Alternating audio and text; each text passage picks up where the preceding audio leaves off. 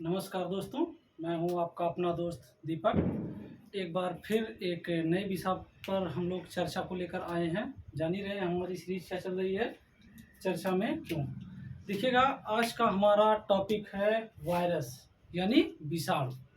ये चर्चा में क्यों है, इसके विषय में चर्चा कर लेते हैं थोड़ी सी। उसके बाद हम देखते हैं वायरस होता क्या है, इसकी खोज किसने की और इससे होने वाले क्या क्या रोग हो सकते हैं।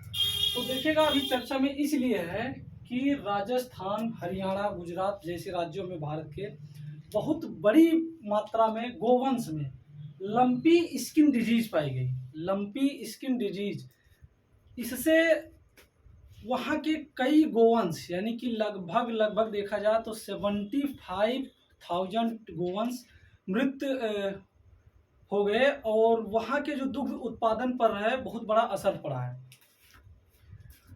देखिएगा, दुग्ध उत्पादन पर असर कैसे पड़ता है और ये रोग गोवंशों को यानी कि गायों को और भैंसों को कैसे प्रभावित करता है। हम जानते हैं कि गोवंश में लंपी स्किन डिजीज होता है। ये जीनस कैप्रीपॉक्स वायरस से संबंधित है। कैप्रीपॉक्स वायरस, पॉक्स से आपका ध्यान जा रहा होगा, जैसे मंकी पॉक्स और चिकन पॉक्स और स्मॉल पॉक्स। देखिएगा, स्मॉल पॉक्स जो चेचक होता है मानव में, देखिएगा उसमें क्या होते हैं, चकत्ते से पड़ जाते हैं पूरे शरीर में, त्वचा में, और वो फोड़े का रूप धारण कर लेता है। फिर वो पक जाता है, फूट जाता है और घाव टाइप का बन जाता है। इससे इंसान को तेज बुखार आ जाता है और सारी चीज़ें जो है इफेक्टिव हो जाती हैं। तो ठीक उसी प्रकार से ये लंपी स्किन डिजीज जो है गायों में और भैंसों में देखा गया है। ठीक जैसे मानव में चेचक होता है उसी प्रकार से उसमें हुआ। और ये किसके कारण हुआ, ये था कैप्रीपॉक्स वायरस से। ठीक, सबसे पहले देखिएगा, ये अफ्रीका में पाया गया और अफ्रीका के माध्यम से अन्य देशों में फैला। भारत में बांग्लादेश के माध्यम से आया है।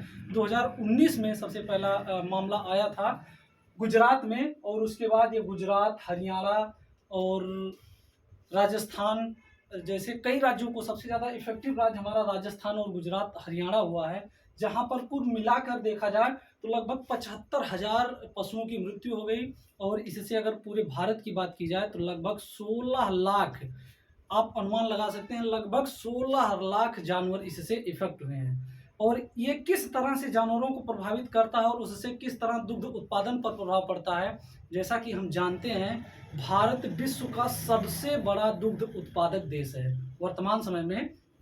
और यहाँ पर विश्व के सबसे ज़्यादा गोवंश भी पाए जाते हैं। गोवंशों की संख्या के आधार पर भी भारत दुनिया में नंबर 1 स्थान पर है। ठीक है, इस तरह से भारत में दुग्ध उत्पादन विश्व का सबसे ज़्यादा पाया जाता है।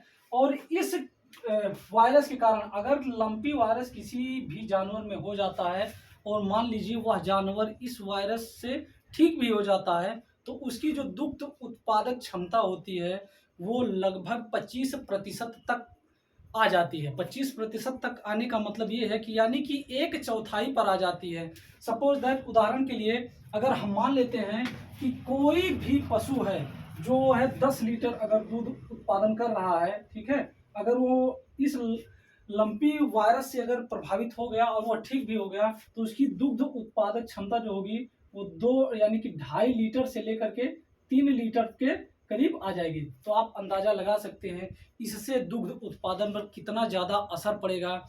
एक अनुमान के हिसाब से भारत में प्रतिदिन 3 से 6 लाख लीटर दूध कम उत्पादन होगा।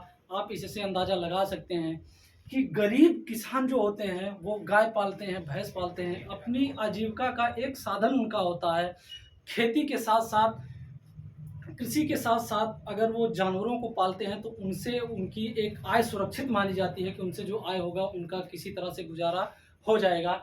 अगर इस रोग से वो ग्रसित हो जाता है पशु और वो ठीक भी किसी तरह से हो जाता है, तो उसकी दुग्ध उत्पादक क्षमता कितनी कम हो जाएगी, इससे आप अंदाजा लगा सकते हैं कि उन किसानों को कितना ज़्यादा नुकसान हो सकता है।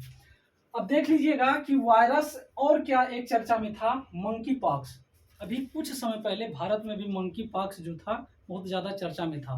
मंकी पॉक्स चर्चा में और किस लिए आया, इसको WHO द्वारा अंतरराष्ट्रीय चिंता का सार्वजनिक आपातकाल घोषित किया गया है। देखिएगा, ये जो विश्व के लिए यानी कि पूरे अंतर्राष्ट्रीय समुदाय के लिए जो चीज़ चिंता का विषय हो जाता है, कोई भी रोग हो जाता है, उसे डब्ल्यूएचओ द्वारा यह आपातकाल घोषित किया जाता है।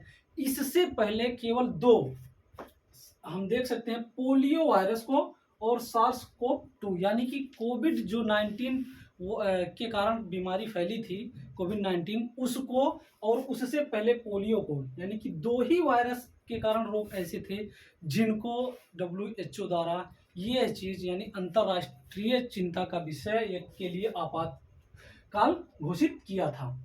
अब हम देख लेते हैं कि वायरस की खोज किसने की थी। तो वायरस की खोज सबसे पहले रूसी वनस्पति शास्त्री थे इवानोवस्की।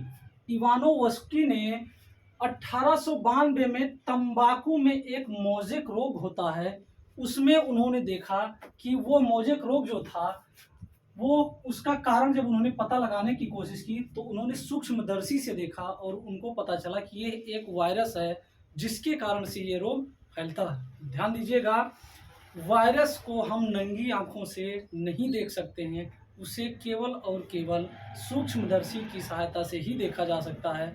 इससे आप अंदाज़ा लगा सकते हैं कि हम जहाँ रहते हैं वहाँ पर, यहाँ जहाँ हम जाते हैं वहाँ पर कोई भी ऐसा खतरनाक वायरस हो सकता है जिसकी चपेट में हम आ सकते हैं और हमें पता भी नहीं चलेगा।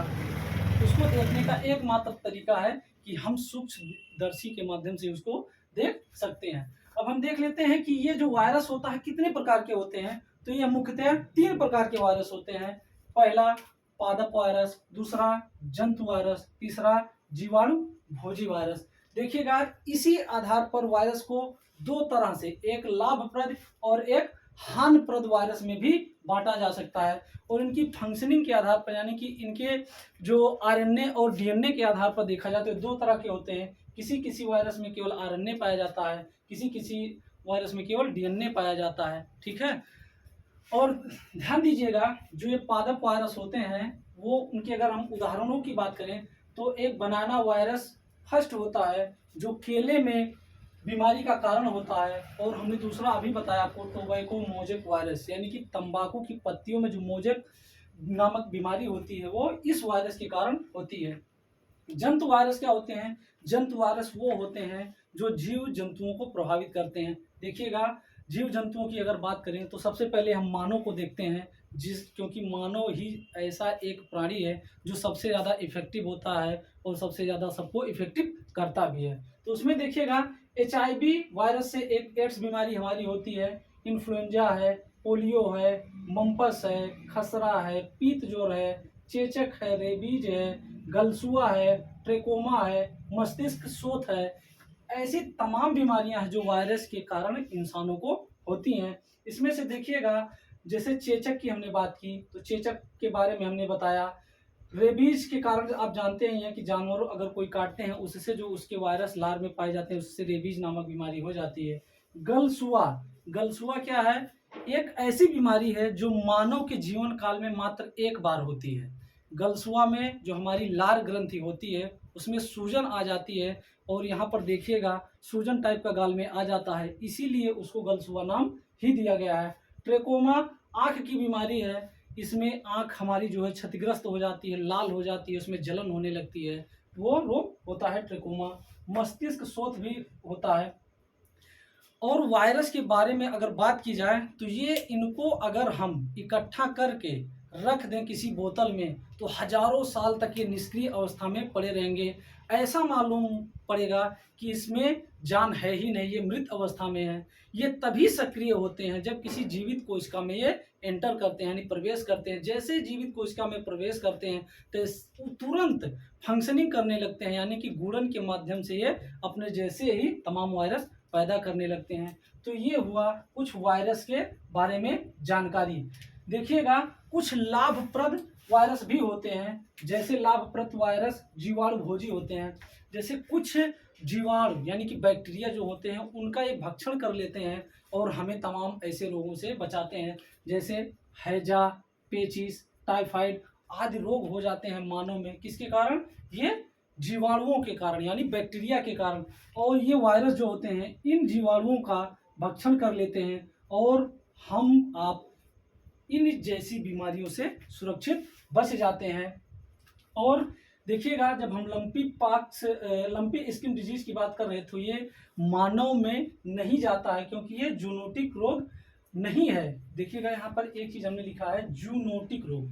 जूनोटिक रोग का मतलब होता है जो जानवरों से मानव में संचरित हो जाए, जैसे एचआईवी जो क्या था, सबसे पहले बंदरों में था, बंदरों के माध्यम से मानव में आया, तो उसको हम जूनोटिक रोग कह सकते हैं। यानी कि जो जानवरों से मानव में प्रवेश कर जाए किसी भी माध्यम से, उसको हम जूनोटिक रोग कहते हैं। तो ये जो लंपी वायरस है वो गैर जूनोटिक है, और ये मच्छर, मक्खी और कीटों के माध्यम से अन्य यानी कि गोवंशों को ही नुकसान करता है। इसके दूध के माध्यम से कुछ भ्रांतियां फैलाई जा रही थी या फैल रही थी कि इस जो ग्रसित है, यानी इस लंपी वायरस डिजीज से जो गोवंश बीमार है या ग्रसित है, उसका अगर दूध कोई सेवन करेगा तो उससे क्या हो जाएगा, उसको भी वो बीमारी फैल सकती है। ऐसा नहीं है, उसके कई कारण हैं। ठीक है, तो ये आज हमारा चर्चा का विषय रहा, वायरस विषाणु। तब तक आप इसको एक बार फिर से देखिएगा, रिवीजन करिएगा, और ऐसी जानकारी के लिए हमारा चैनल सब्सक्राइब करिएगा। मिलते हैं फिर अगले एपिसोड में किसी नए विषय पे चर्चा के साथ। तब तक के लिए नमस्कार, जय हिंद।